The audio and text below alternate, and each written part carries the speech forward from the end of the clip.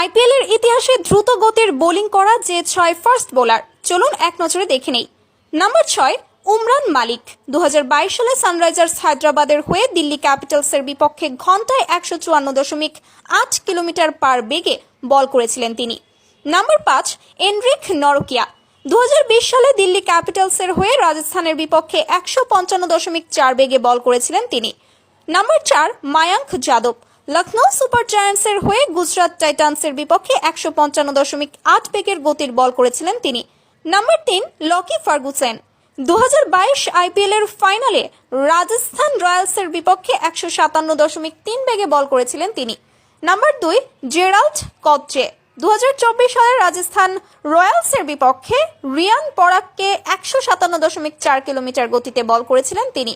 Number ১, শন TET. ২০১১ সালে Delhi dare ডেভিলসের বিপক্ষে Aaron ফিঞ্চকে ১৫৭.৭১ kilometre গতিতে বল করে আইপিএল এর ইতিহাসে দ্রুততম গতির বলের রেকর্ড নিজের নামে করেছিলেন তিনি, যা এখন অক্ষত রয়েছে।